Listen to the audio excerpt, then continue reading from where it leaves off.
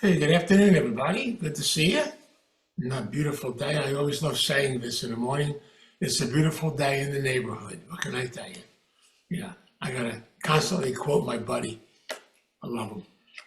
I want to start off today's session. We're going to talk today about the other part of the iceberg, the addiction part of the iceberg. And I picked a reading from Courage to Change, which is the daily meditation book for Al-Anon, and I picked a reading from March 19th. There's a quote from Benjamin Franklin.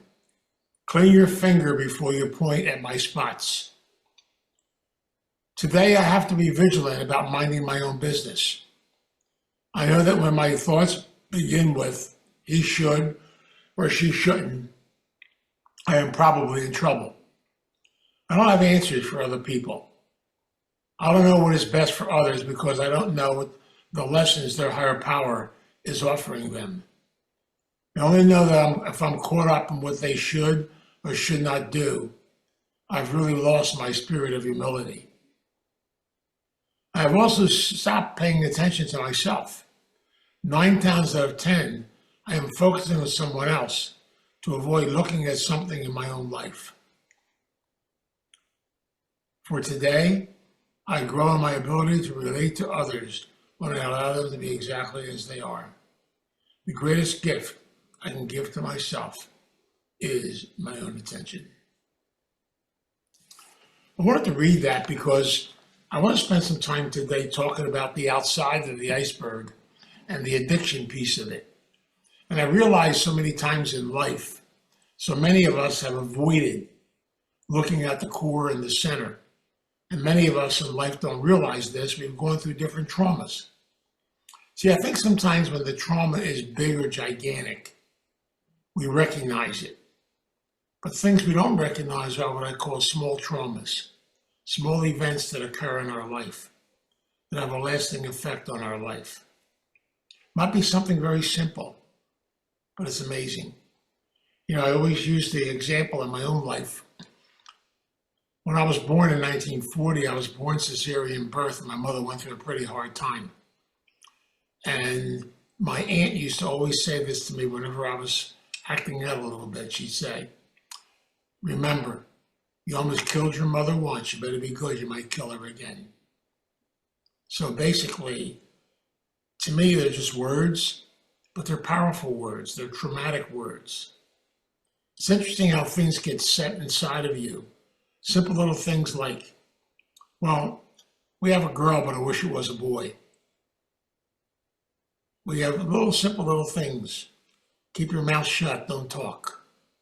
These are all little traumatic points.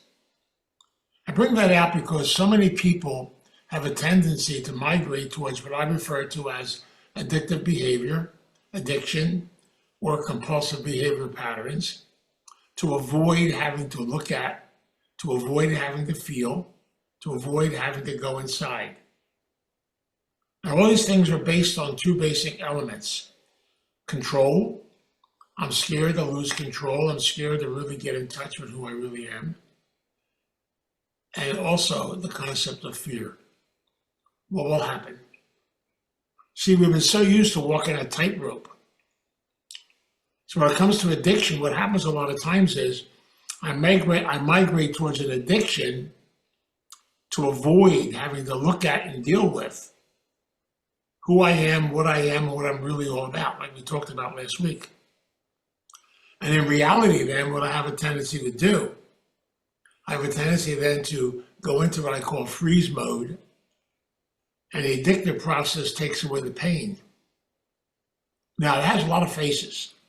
Whenever I talk about addiction, I talk about the many faces of addiction. Unfortunately, in the world we live in, as soon as you mention the word addiction, people think of drugs and alcohol. But it could be food, it could be gambling, it could be sex, it could be work, it could even be addicted to technology, addicted to anything that will help me to avoid. So whenever you experience a trauma, here's some of the things we do to protect ourselves from dealing with traumas on the inside. One is basically deep down inside, we have a tendency to want to run and hide. to avoid, not have to face and deal with it. Again, addiction can fill that void for you. We also have a tendency to appease people, keep everybody happy all the time. As a result, then, basically, I'm always trying to make sure there's no underneath. Everything's up top.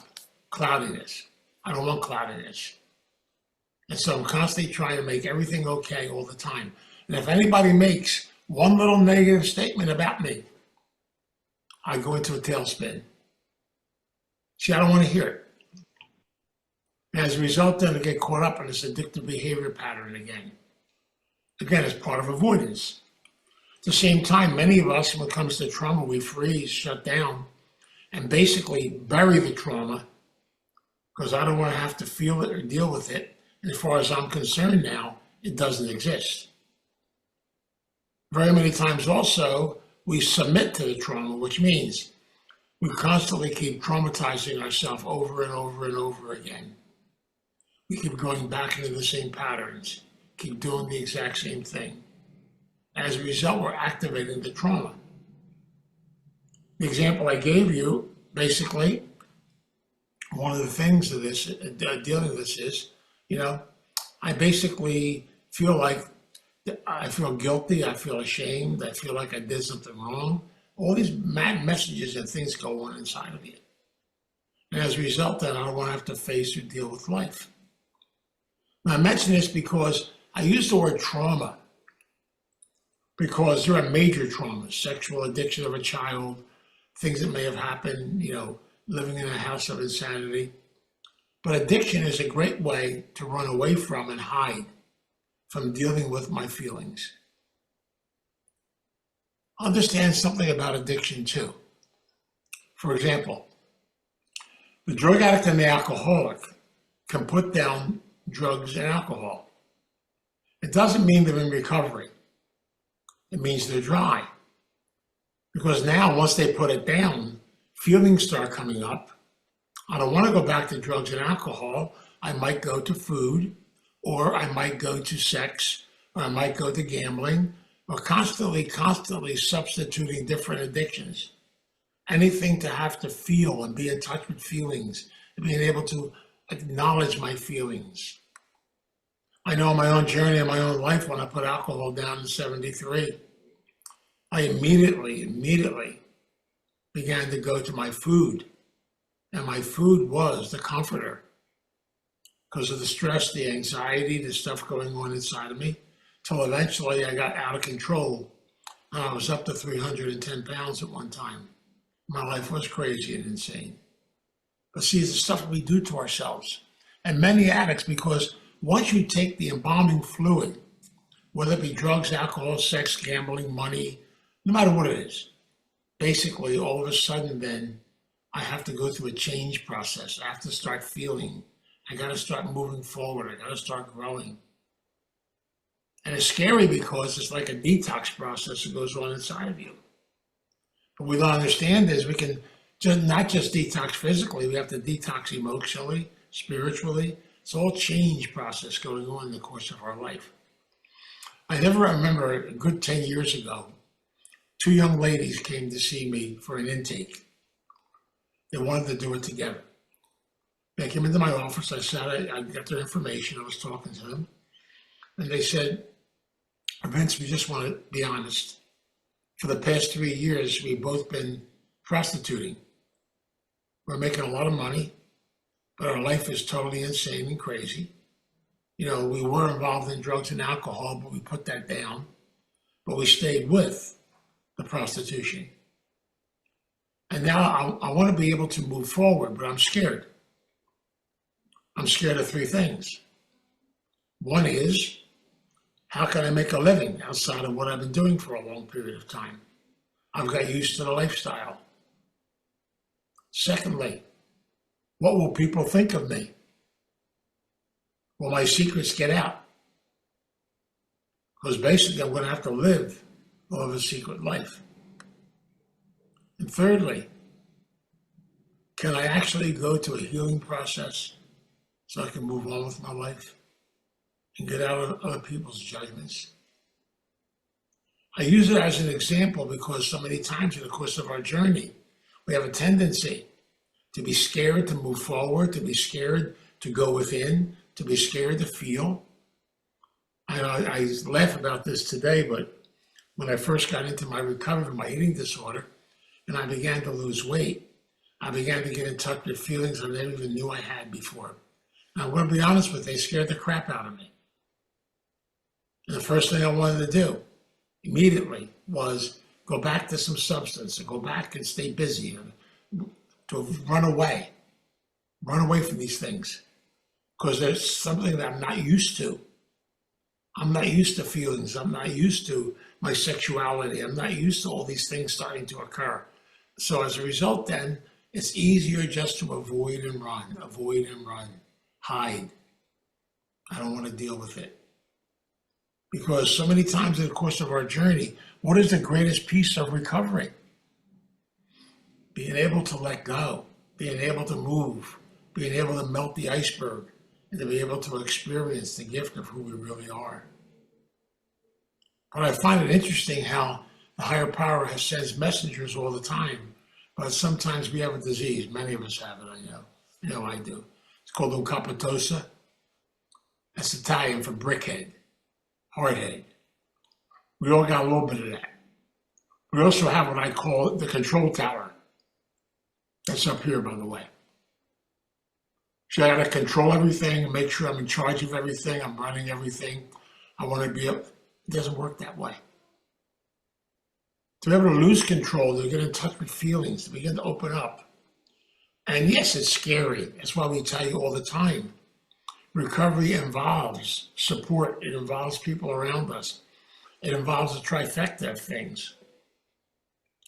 As a recovering compulsive overeater, I still go to therapy. I still need a nutritionist. I need my support groups I go to 3 times a week. I need all these things as part of my mechanism to help me to continue to grow and be able finally to talk about and release a lot of this stuff through the steps, through the program, through a lot of stuff to finally begin to melt that iceberg. But that's not easy.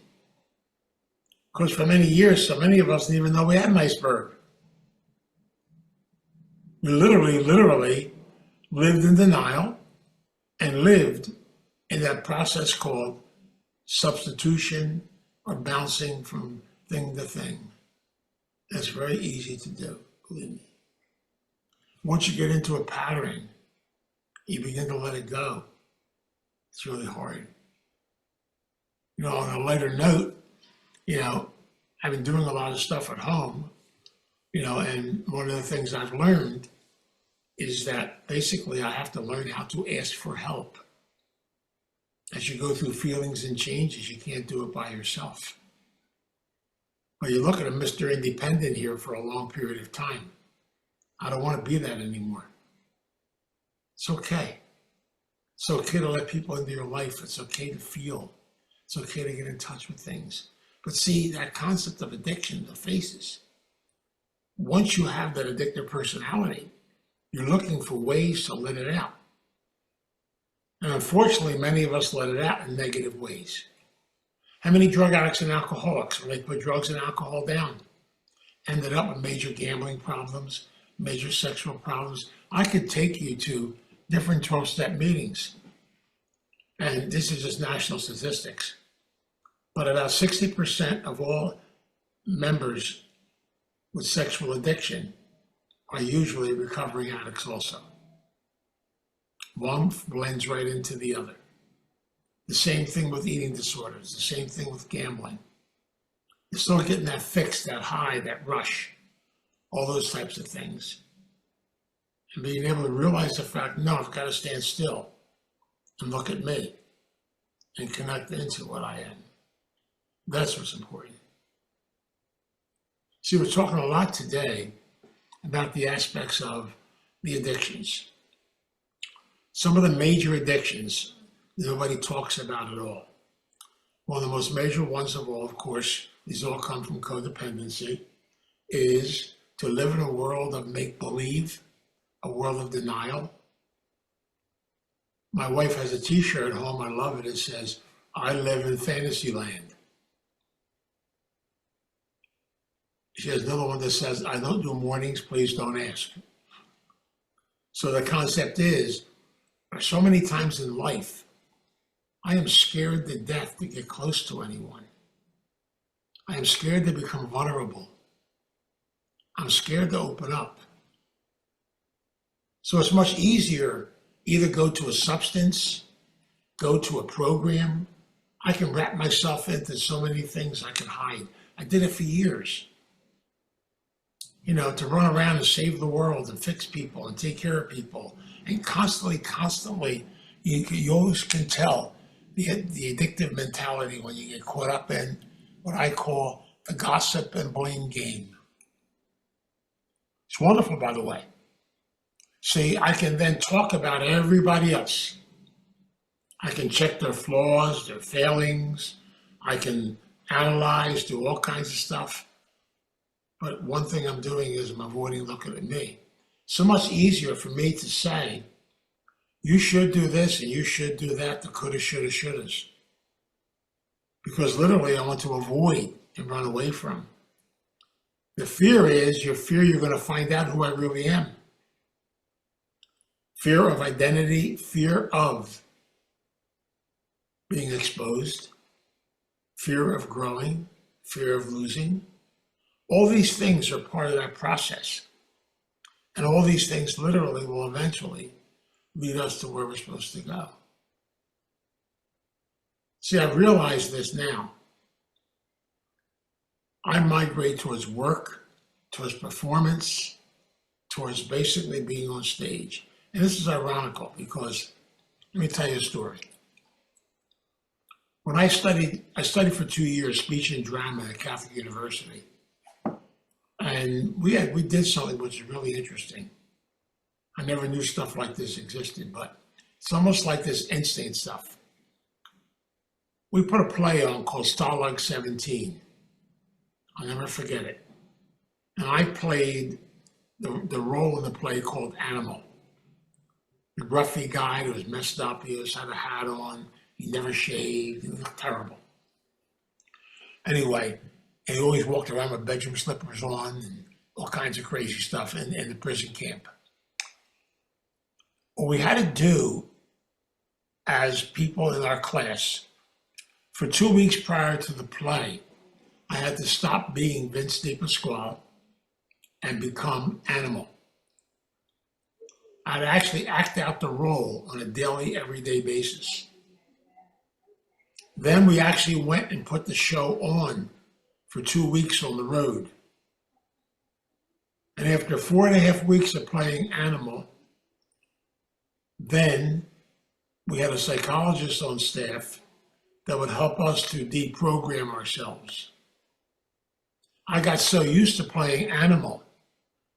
I loved it. You know, I could be a bum and walk around all day long, never have to, oh God, it's fantastic. Let myself go completely. But in that role, I never had to be me. And again, that goes back to what I talked last week, and the center of that iceberg is the idea of self-hatred, low self-esteem, no sense of self as a people. People come in here every day and they say, why are you coming in for therapy? Because I have low self-esteem. All they're saying is, I don't know who I am. I need to get some help to help me find out who I really am and what I can do and what I can't do. But see, again, what happens many times is I have a tendency to make a role of somebody else. I did it in that case, became my new identity. That means all the other problems were frozen, put on the side, put over here. I don't want to deal with them. Again, fear of making decisions is an addiction. Being stuck. So many of us are scared to change lifestyles, to change our way of life, to change something we've been with for a long period of time. It's never going to be easy. It's not supposed to be easy. Everything worthwhile involves struggle. It's all part of the journey. We have to be able to be on that journey. But the bottom line is, if I migrate towards addiction, addiction then embalms me, controls me, runs my life. I have to open the door to new things and new directions. That's what's important. See, I'm learning over and over again, too, the value of realizing the fact that transition and change takes time. There's no magic. My favorite words in our preamble as part of my eating disorder program is, there is no magic in recovery, it's hard work. Investing in yourself is hard work. And that's why it's much easier to get caught up on all the other outside stuff.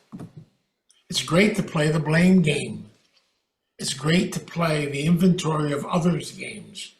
I joke a lot, I say, codependence, when they do the steps, they got them mixed up a little bit. They always start with step 4, doing everybody else's inventory. They love it, and they don't mind telling the world. But again, we get caught up in this because we get caught up in judgment. But it's an avoidance thing, avoiding having to feel, avoiding having to go in a different direction. When I first got into my eating disorder program, I was gung-ho. We were at the pink cloud at the beginning. And literally, I went shopping and pushing my shopping cart, and I kept analyzing everybody else's shopping cart. Oh, that lady's a compulsive overeater too. That lady's got an addiction problem. That lady's got this, back and forth. I had a ball analyzing everybody else's stuff. I never understood, though, that what I was doing was getting into their space and avoiding my space. That's what addiction does to you. And after you're in it for a long period of time, it's hard to come back out. It's hard to make changes. Somebody said to me the other day, I don't understand you people. As soon as they say you people, I already know something's up. I don't understand you people. You spend all this time talking about this addiction thing. Why don't you what's the difference? It makes you feel better? Use it. Don't worry about it. I don't know what you're talking about anyway. And so you start talking to somebody about feelings, you'll scare them half to death. So you have to learn to build people around me I can share my feelings with. It's not a lot of people. Being able to be connected, being able to be around people that are family to you. Remember the concept, all growth takes place in a family system? That's exactly what the rooms of recovery really are all about. It's a chance to interact, to connect. It's a chance to open the door. It's a chance to learn new things in new directions. But the hardest part is to put the drug of choice down. I'll give you an example. A gentleman I worked with for a long period of time. Basically, he finally got into somewhat recovery, and in the rehab, they found out not only was he had an alcohol problem and a drug problem, he was bipolar, he had schizophrenic tendencies, and once they took the embalming fluid out of him, he went off the deep end. They had to sedate him, they had to literally work with him, put him into a psychiatric hospital, and help him go through a process of change. Because see, basically what was happening was as soon as you put down the substance of your addiction, workaholics can do this. Look at people that have worked the whole entire life. Then all of a sudden they're forced to retire. They'll bring somebody younger on, who has more skills. And now all of a sudden they wake up in the morning, they have no idea where they are, what they're doing, or where I'm going. How do I function? And as a result, then what can happen? I can make another addiction. I can sit and watch 500 episodes of Gunsmoke and just veg in front of a TV for the next 2 years till somebody comes and gets me. I can do all kinds of crazy things. Deep down inside, I'm depressed. I'm scared. I don't know how to function. And as a result, then I'm scared to take a chance to move forward. All this is normal stuff because when you realize the fact that addiction is something so powerful that it's a way for us to avoid looking at ourselves. I can reflect back again to many situations in my own life and how so many of us were scared to rebel, we're scared of changes, we're scared of growth. So what do? You keep it simple. You do what you can do on any given day. And that's what's important. And realize the fact that no matter whether you're a recovering drug addict, a recovering alcoholic, or a recovering whatever, realize the fact that addiction is only a mask to cover up what's really going on inside of me. And if I truly do my work and work on me, then I'll be able to open myself up. I'll start disagreeing, I'll stop fighting, I'll stop having. And finally, I'll begin to understand. We have a saying in the program, we call them the dry drunks, the emotional drunks, a lot of different names. But so many times the biggest problem is fear of feelings, fear of growth, fear of change, fear of new ways, fear of losing control. All these things are a big part of this process called love. See, I wasn't going to use the other word. I used the word love. Because when you deal with people who are total strangers, you want to be able to have the opportunity to share yourself with them. That's okay. There's lots of things that we have to do. But to be around people that fundamentally and basically are going to help me through this process. I don't want to do it alone. It's too scary. I'm going to be honest with you, the scariest thing in the world is being able to identify your feelings and then be able to also get in touch with the traumas. Give you another example. I remember when my therapist basically worked with me on what he referred to as my abuse issues as a child. Now, as far as I was concerned, I don't know what he was talking about. But he talked about something called, emotional abuse. See, abuse has a lot of faces too. A lot of things have a lot of faces. And he said you grew up in a home where your life was controlled, where your life, literally, you were told what you're going to do, where you're going to go, what's going to happen. And a big part of you kind of rebelled against that. But at the same time, I realized I was scared to death to deal with life. So what? The seminary became another addiction. It was a safe place to land. No responsibility. They took care of everything for me. And as a result, then it was a comfortable place to be. But see, I don't want comfortable all the time. Sometimes we got to feel the uncomfortable to learn back to the comfortable. It's a combination of the two. We have to open up that door. And guess what? Only you can open that door. Each one of us is the architect of our life. And we can find 1,000 different ways to run, to hide, to avoid, to do all these types of things, to freeze, to stay in the bucket, everything to avoid having to sit down and just get honest, get open, and begin to truly get to know who we really are. And that's why, remember I told you when I talk about spirituality, I talk about developing a sense of the spirit. The hardest thing is to learn to love myself, to respect who I am,